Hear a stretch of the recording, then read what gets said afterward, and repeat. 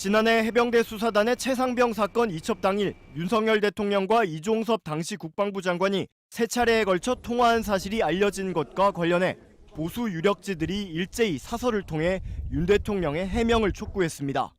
조선일보는 윤 대통령이 최상병 문제 국민에게 설명할 때다라는 제목의 사설에서 이 사건은 이렇게 커질 일이 아니었다며 시기를 놓치면 각종 억측이 꼬리를 물 것이라고 썼습니다.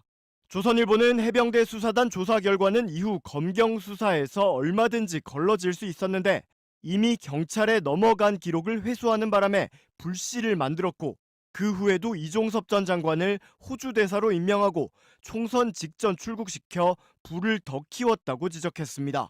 이어 민주당 등 야권이 22대 국회의 거의 3분의 1을 장악하고 있으니 특검법 재상정 등 못할 일이 없다며 이런 상황에서 윤 대통령이 당시 어떤 생각이었고 무슨 조치를 했는지 국민에게 밝히면 이에 동의할 국민도 많을 것이라고 주장했습니다. 역시 당사자들의 해명 필요하다는 제목의 사설을 낸 중앙일보는 윤 대통령의 조사 필요성까지 거론하며 더 강한 어조로 대통령 외압 의혹을 제기했습니다. 중앙일보는 단정하긴 이르나 박정훈 전 단장의 보직해임 및 윤 대통령의 전화와 관련 있을 개연성은 충분하고 윤 대통령이 크게 화내자 회의 직후 대통령실 인사가 이 전 장관에게 전화를 걸어 브리핑 취소 등을 요청했다고 보는 게 합리적 추론이라고 지적했습니다.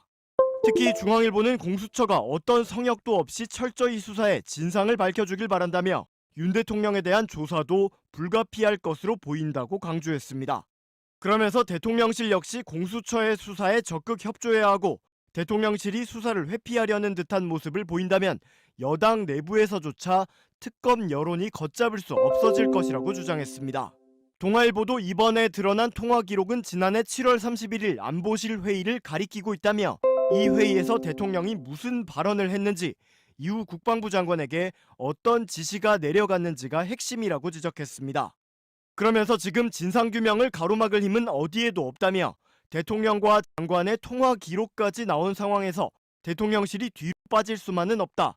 설명을 내놔야 할 때가 됐다고 촉구했습니다.